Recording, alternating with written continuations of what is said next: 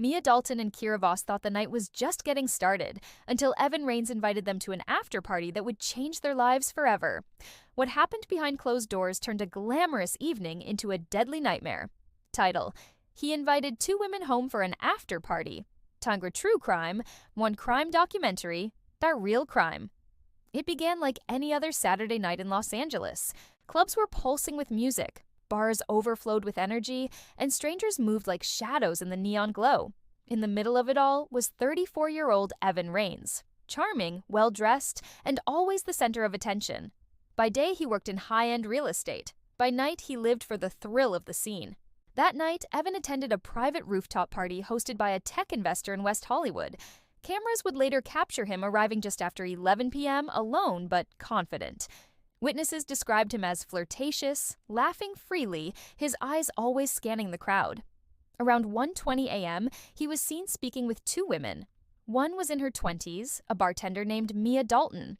The other was a slightly older woman, later identified as a freelance photographer named Kira Voss. By 2 a.m., the rooftop had thinned out. Evan offered the women a ride home, or so they thought. Instead, he suggested an after-party at his luxury condo downtown. Surveillance footage shows the three leaving in Evan's black Range Rover. That was the last time Mia and Kira were seen alive. What happened inside Evan's penthouse over the next several hours remains a mystery. What we do know is that by 7:45 a.m., Evan was spotted on security footage leaving the building alone, wearing different clothes, carrying a gym bag. The following day, Mia's roommate filed a missing persons report. Kira's sister did the same after she failed to show up for a scheduled shoot. Detectives traced their last known location to Evan's building. When officers arrived to question him, he appeared calm and cooperative. He claimed the women had stayed only for an hour, then left together in a ride share, but there was no record of any ride being ordered. Detectives requested access to Evan's condo. At first, he refused, citing privacy concerns. That raised red flags. When a search warrant was granted 48 hours later, what they found inside turned the investigation into something far darker. The apartment was immaculate, too clean. The scent of bleach lingered. In the bathroom, investigators found faint blood traces behind the toilet tank and beneath the bathtub drain cover.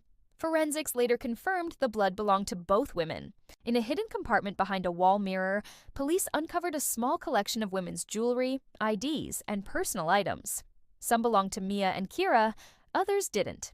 That discovery led detectives to reopen two other cold cases, both involving women who vanished after attending exclusive parties in downtown LA.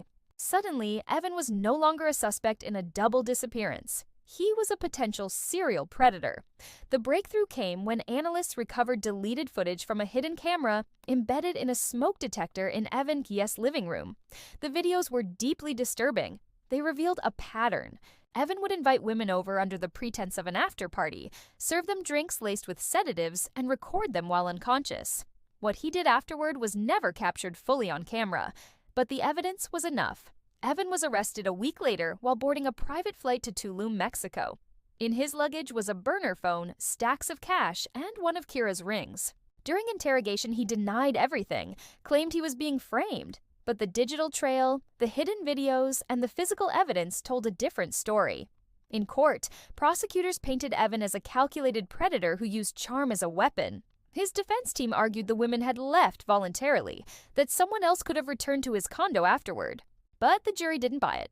After a 3-week trial, Evan Rains was found guilty of 2 counts of first-degree murder and 3 counts of aggravated assault related to previous victims who had survived but never reported the attacks. Until now. He was sentenced to life without parole. The case sent shockwaves through the city. People questioned how someone so polished, so seemingly successful, could hide such darkness behind a perfect smile. But perhaps the most chilling detail wasn't in what was found, but what wasn't. Mia and Kira's bodies were never recovered. To this day, Evan refuses to say where they are. And that's the thing about monsters. They don't always look like monsters. Sometimes they invite you to an after-party. And sometimes that's the last decision you ever make. Subscribe for more chilling true crime stories. This was the case of Evan Rains and the after-party that ended in horror. True crime, Jack crime documentary, Champ real crime.